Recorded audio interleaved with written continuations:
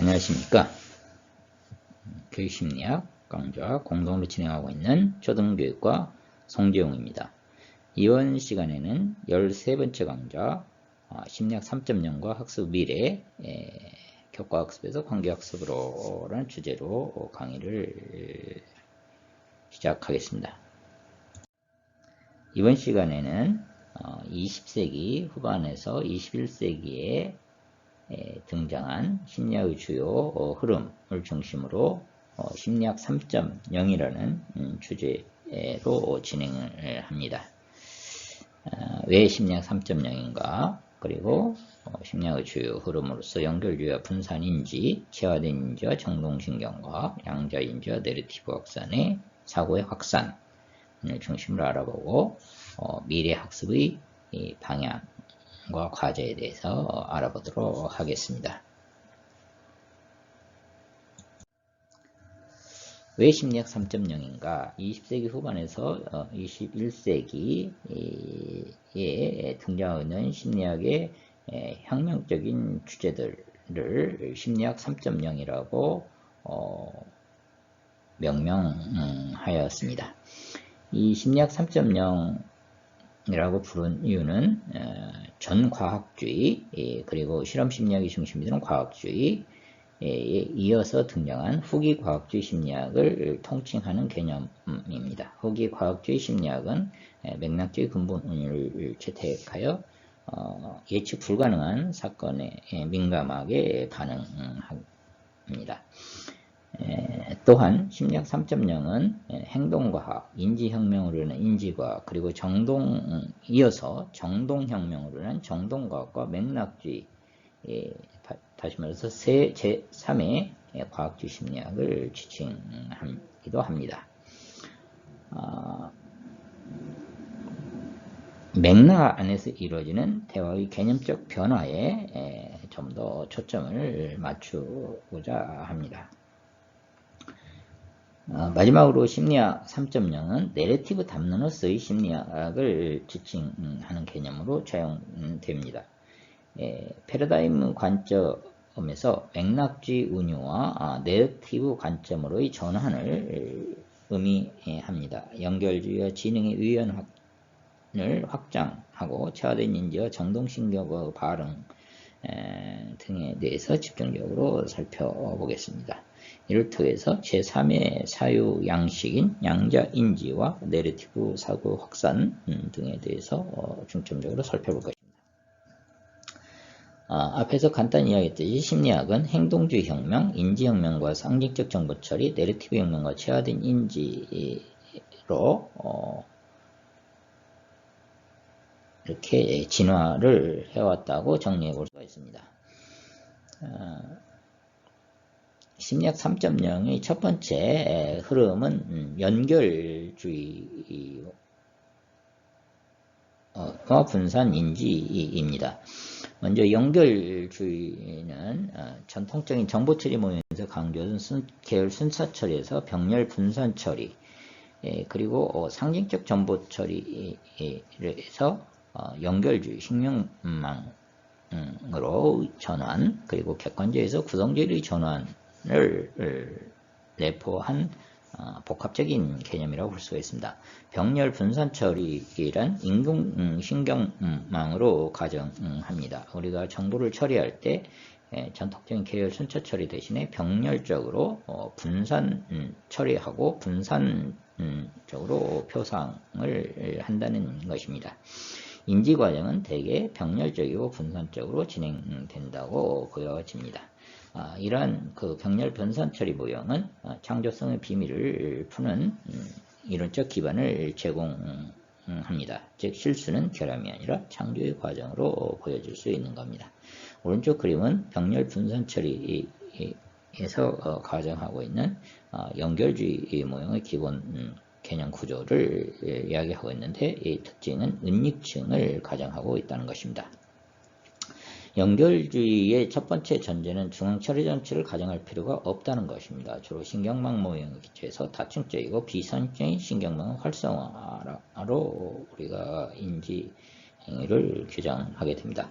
두 번째 전제 조건은 인지 과정이 기억 흔적이나 상징적 표상에 의존하지 않고 대신 기본 단위가설을 제시합니다. 기본 단위가설은 입력 자극이 해체돼 은닉층이 분산된 후 재결합된다고 가정합니다.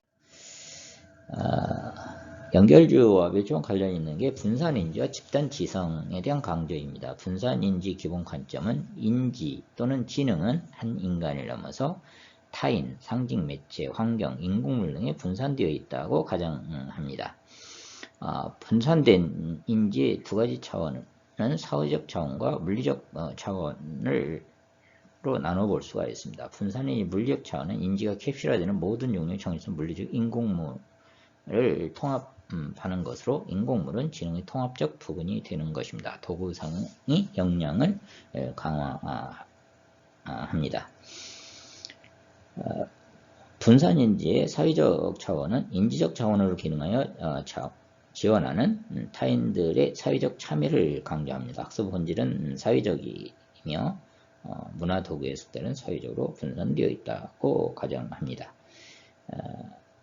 흔히 집단지성과 사회적 창의성 개념이 여기로부터 도출될 수 있으며 교육 공동체의 협력학습의 중요성을 강조하는 근거가 되기도 합니다. 우리 속담에 백지땅도 맞들면 낫다라는 것이 현실화되고 있는 것입니다. 이러한 연결주의와 분산인지에 대한 과정은 창조성의 비밀을 풀게 됩니다. 우리는 경험한 것을 병렬적으로 분산 처리하고 은닉층의 기본 단위를 저장합니다. 그리고 재생 과정에서 그 재결합 과정, 재구성적 과정을 거치게 되기 때문에 얼마든지 구성의 오류, 재구성의 오류를 통해서 새로운 그런 경험하지 않은 그런 것을 창조할 수 있게 되는 것입니다.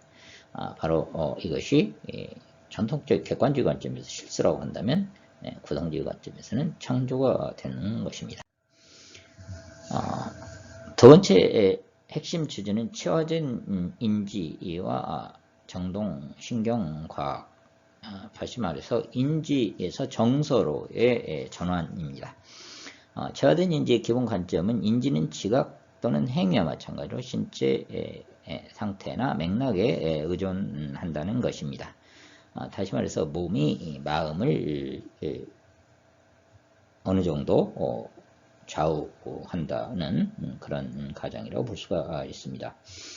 실험적 근거로는 인지에 관여하는 신체의 상태, 즉 체온이라든가 움직임, 손잡이에 따라서 인지 판단이나 지각, 신념과 같은 인지가 달라질 수 있다는 연구들을 들 수가 있습니다. 이러한 현상은 개념학습이나 수학학습, 언어학습 등 다양한 분야에서 추가적 근거가 확인되어 왔습니다.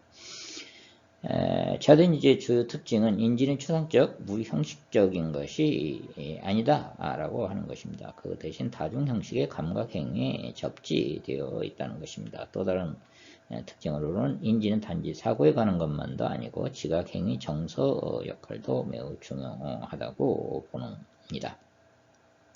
이러한 일련의 사고는 추상적 대화 학습에서 감각, 운동 경험에 접지된 체험 학습을 강조하는 방향으로 교육의 혁명을 이끌어왔다고 볼 수가 있습니다. 예를 들어서 철자법을 공부할 때 손글씨를 쓰게 되면 타이핑하는 것보다 학습이 잘 되는 이유이기도 합니다.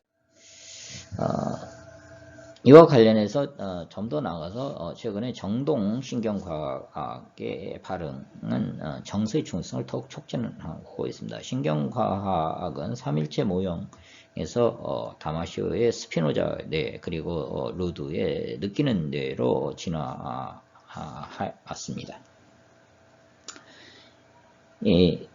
특히 다마시오는 데카르트 오류에서 정서, 느낌, 의사결정에 영향을 미친다는 것, 그리고 사건에 대한 느낌 저서에서 정서, 느낌이 자아 형성에도 영향을 미치며 스피노자 뇌에서 몸이 마음을 움직인다라고 하는 그 근거들을 제시했습니다.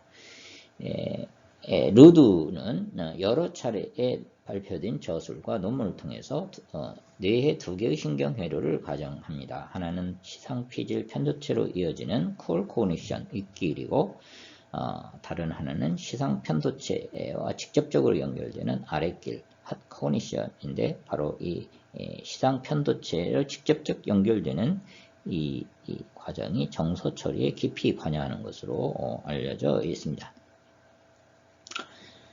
이러한 일련의 변화는 인지에서 정서로 관심의 초점을 옮겨놓음으로써 정동혁명을 이끌어가게 되는 것입니다. 방크세프는 내재로 겸된 정동상태라는 이름을 차용함으로써 이를 더욱 강조하였습니다. 감정은 무의식적 행동을 지지하고 이로부터 새로운 행동의 암묵적 구성에서 핵심적인 역할을 담당하게 됩니다. 따라서 학습은 단지 인지에 관한 것만이 아니라 감성적인 측면이 강조될 필요가 있다는 것입니다. 이러한 일련의 연구는 정서가 답이다 라고 하는 명제를 산출합니다. 즉 몸이 마음을 지배해야 한다라는 명제를 가져오게 되는 것입니다. 이 그림은 바로 이제 루드가 제안한 두 개의 흐르를 나타내는 다양한 그 형식으로 나타내고 있는 것들인데요. 일단 우리가 뱀과 같은 그 위협적인 자극에 직면하게 되면 객관적인 어떤 정보 처리, 인지적 정보 처리를 하기보다는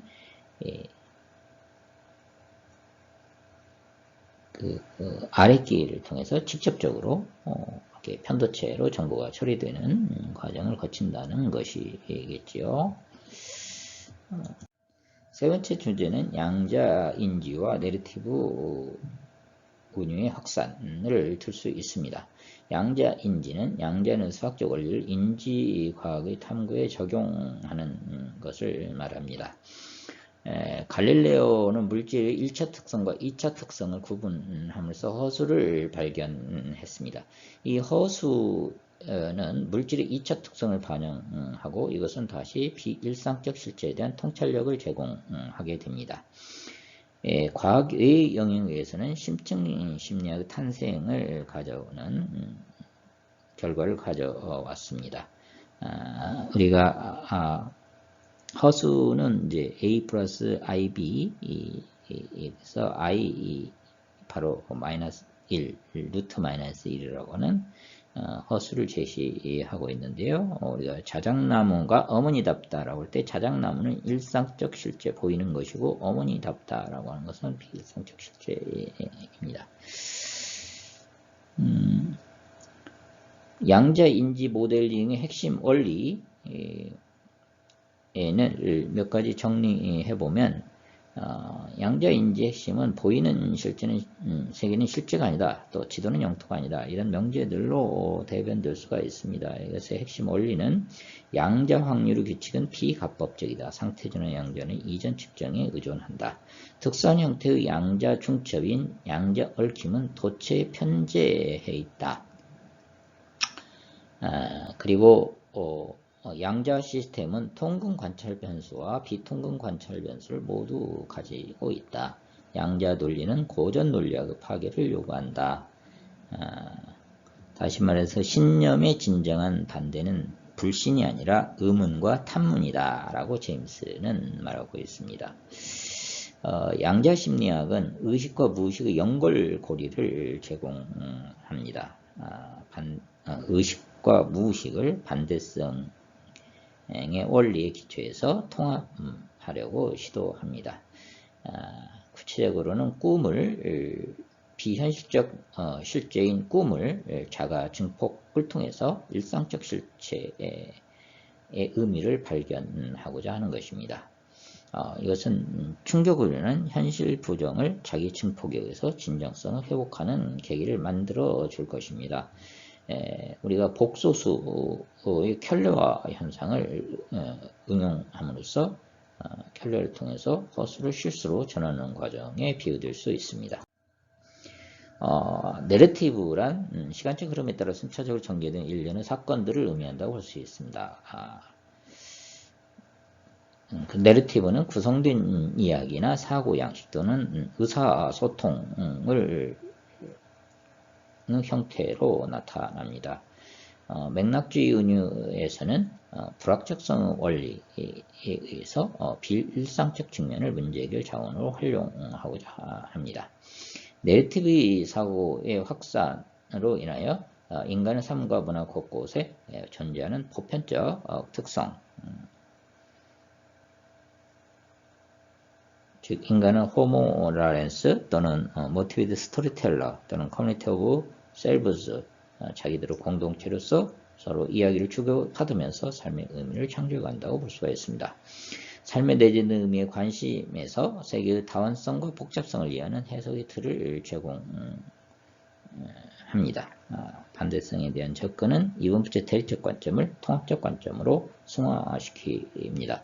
내러티브 심리학은 이야기 치료와 밀접한 관련이 있습니다. 이야기 치료에서는 예의적 사건에 주목하여 비일상적 실제를 일상적 실제로 전환하여 심리적 문제 해결 자원으로 활용하는 것을 주요 골자로 하고 있습니다. 이야기 치료는 치료적 은유를 활용하여 문제에 대한 자각과 극복 과정을 조력하고자 시도합니다. 여기에서는 트리 오브 라이프 또는 팀 오브 라이프, 암벽등반 싸우는 두 마리의 뱀, 에벌, 힐슨, 코스모, 무언가 같은 다양한 은유와 비유, 우화를 통해서 치료적 자원을 개발하고자 합니다. 결국 이야기가 답이다 라는 명제로 기착될 수 있습니다. 이야기가 답이다. 즉 우리를 불안, 우울, 분노, 반추, 자책, 회피와 같은 그 부정적인 그런 스크립트를 검토하고 의제화시키고 예의적 사실을 부각시켜 상대적 영향력을 강화함으로써 회원 재구성과 재구성을 시도하고 그리고 인정의식을 통해서 증언, 축하, 선물, 수료증, 공증과 같은 인정의식을 통해서 새롭게 개발된 기쁨, 활력, 행복, 수용, 재평가, 해결을 이끄는 그런 새로운 스크립트를 공고해가는 과정으로 요약해 볼 수가 있습니다. 심리학 3.0은 지금까지 알아본 바와 같이 대체적으로 병렬 분산치료 몰티태스킹, 그리고 분산지능과 지식의 사회적 구성, 그리고 체화된 인지신경과학과 의식의 두 궤적, 루드가 제시하는 쿨코그니션과 핫코그니션을 이야기한다고 볼 수 있습니다. 또 양자심리학, 양자인지와 양자심리학, 그리고 내러티브 운유 확산, 이렇게 정리해 볼 수가 있습니다. 이것은 이제 창조적 비밀을 풀고 네트워킹을 강화하고 몸이 마음을 지배한다는, 그리고 두뇌 속의 마음의 비밀을 푼다든가 꿈이 현실이 될 수 있는 치료적 방안, 또 이야기를 통한 그 치료적 조건에 이제 기여를 해왔다고 볼 수가 있습니다. 이런 심리학의 최근 연구 결과들은 학습의 미래에 대해서 강한 시사점을 제공합니다. 일단 우리가 읽기와 쓰기 중심의 교과 학습에서 탈피하여 존중과 갈등 해결을 위한 관계 학습으로 좀 더 진화할 필요가 있습니다. 학문 중심 교과 학습은 성취로 표현되지 않은 무수한 결과를 간과한다는 한계를 가지고 있습니다. 결국 희망, 의지, 꿈과 소망, 자존과 자아정체감, 사랑, 보살핌과 같은 자신이 누구인가에 관한 정체성 문제를 확립하는데 는 한계가 있어 보입니다. 관계학습 목표는 사회 정서 융성을 증진시킴으로써 상호 존중과 갈등 해결 역량을 극대화하기 위한 것입니다. 사회 정서 학습, Social and Emotional Learning에서는 사회 정서 융성을 자기 인식, 사회적 인식, 책임 있는 의사결정, 자기관리, 관계관리 이 5가지로 정리해 놓고 있습니다. 관계학습은 교과학습과는 대조적인 측면을 가지고 있습니다. 패러다임 사고에 기초한 학문학습, 암과 작업을 위한 읽기 쓰기 중심이 교과학습이라고 한다면, 내르타브 사고에 기초한 사회 정서학습, 그리고 삶과 사랑을 위한 존중과 화해 중심의 학습이라는 점에서 두 학습은 대비를 이룬다고 볼 수가 있습니다.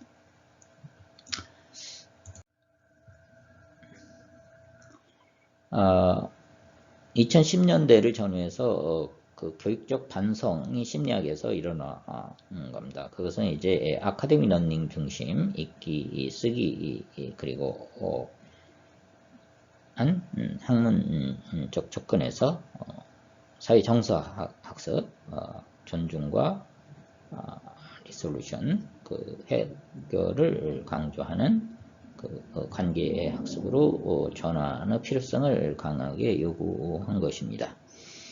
학업 성취로 표현되지 않는 무수한 교육적 결과들, 희망, 의지, 꿈, 소망, 자존감, 자아정체성, 사랑, 보살핌 등 이런 것들을 학문학습은 충분히 반영하는 데 일정한 한계를 가지고 있다는 것입니다. 따라서 자존감, 정체성, 좀 더 광범위한 발달 목표를 지향하기 위해서 나는 얼마나 유능한 것보다는 나는 얼마나 행복한가라는 주제로 전환을 요구하는 것입니다. 미래학습은 교과학습에서 관계학습으로 이동, 축의 이동을 요구하고 있는 것입니다. 두 학습의 차이점 앞에서 간단히 살펴본 것을 구체화한 것입니다. 관계 학습의 초점은 학문학습 수업에서 사회 정서학습과 상담으로의 전환을 의미합니다. 관계의 차원은 오른쪽 그림에 나타난 것처럼 존재로서의 자신과 그리고 시간, 공간, 이렇게 공간적 차원으로 나눠볼 수가 있습니다. 시간적 측면에서 볼 때는 생명의 근원, 탄생의 근원을 설명한다고 볼 수가 있겠고, 공간적 측면에서는 생활 터전, 즉 공동체의 울타리를 의미한다고 볼 수가 있습니다. 존중은 바로 이 세 가지 측면의 차원에 대한 존중을 의미한다고 볼 수가 있습니다. 그리고 관계학습은 세 가지 여체, 존중, 소통, 화해, 즉 삶의 탄력성을 회복하는 위한 존재 조건으로서의 존중과 의사교류를 위한 소통 기술, 그리고 갈등 해결을 위한 화해를 기본 여체로 삼고 이로부터 우리는 진정한 학습자로 거듭날 필요가 있습니다. 나다움을 잃지 않는 학습자가 되어야 할 것입니다. 리스펙트, 존중이란 무엇인가를 귀하게 여기고 소중히 여기는 태도를 의미합니다. 호기심, 간절함, 그리고 선감동 후 설득, 이런 것들이 존중의 모습이라고 가정할 수가 있습니다. 존중 대상은 존재로서의 나와 그리고 탄생의 근원으로서의 시간적 차원, 그리고 공간적 차원에서 생활터전의 안위를 위해서 헌신하는 것이라고 이렇게 표현해 볼 수가 있습니다. 존중은 어떻게 실천될 수 있는가? 일단 대상에 대한 관심을 기울이는 것입니다. 관심 기울이는 존중 1차적 표현입니다. 그리고 진솔하게 배려를 표출하는 행위로서의 개방성과 무조건적 긍정적 존중의 마음가짐을 나타내는 수용의 자세를 필요로 합니다. 뭐뭐 하는구나, 뭐뭐 하겠지, 뭐뭐 해서 감사하다라는 그 나지사의 대화 기술은 존중의 실천을 위한 기본적인 기술로 이해될 수 있습니다. 트랜스액션, 교류라고 이렇게 의사교류라고 번역이 됩니다. 소통이죠. 소통이란 존중을 바탕으로 서로의 입장과 요구를 확인 조율하는 협력적 대화 과정을 의미합니다.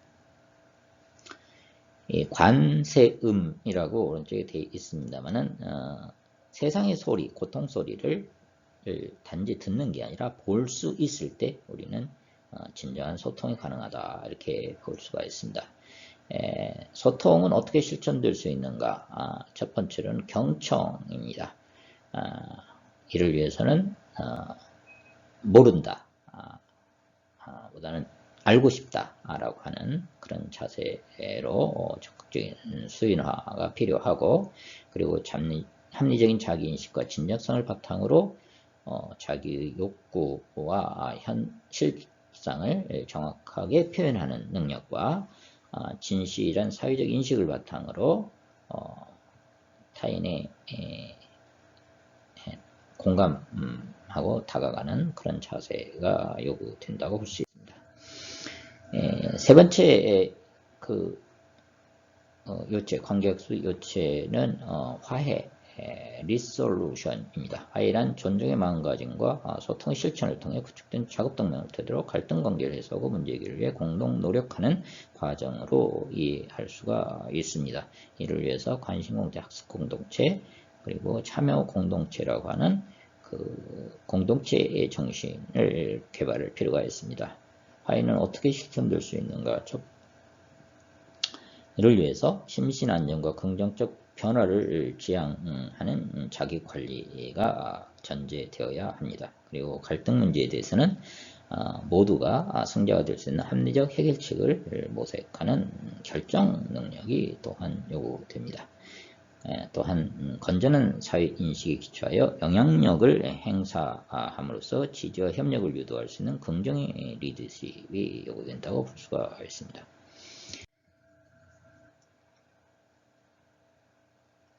우리는 진정한 학습자로 거듭나기 위해서 건강한 삶을 유지하고 나다움을 실현하는 그런 모습을 실천할 필요가 있습니다.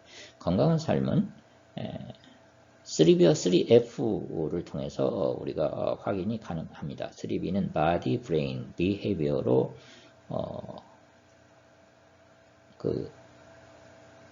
표현될 수가 있습니다. 즉 감각과 암과 그리고 삶, 우리 몸과 뇌의 암, 그리고 행동의 삶의 측면들을 얘기해 볼 필요가 있는 것입니다. 그리고 이러한 내적인 어떤 상태는 우리의 3F, 세 가지 삶의 기능과 연결이 됩니다. 삶의 기능은 피지컬, 멘탈, 릴레이션, 펑셔닝으로 정리해 볼 수가 있습니다. 피지컬 상태가 원만하게 이루어지는가는 섭식과 수면 습관을 통해서 알 수가 있고 체중의 증감으로 나타납니다. 그리고 정신건강은 우리 기억과 사고에 영향을 미치고 이것은 다양한 성취 수행으로 나타나게 됩니다. 그리고 마지막으로 관계의 기능은 관계의 양과 질로 결정이 되며 이것은 인간의 궁극적인 실존적 행복과 연결이 된다고 볼 수가 있습니다. 이런 건강한 삶을 실천하기 위해서는 무엇보다도 수동적이고 공격적인 그런 삶의 자세를 철폐하고 자기 주장성을 회복하는 일이 중요합니다. 수동적이고 공격적인 삶의 자세는 승패에 몰두하는 투쟁적이고 부정 언어, 그리고 자의식과 강요로 이렇게 특징 지어질 수가 있다면, 반면에 자기 주장성은 상호 승자를 지향하는 공조 자세와 긍정 언어, 그리고 진정한 의미의 자각과 협상적인 자세로 대변될 수가 있습니다. 수고하셨습니다.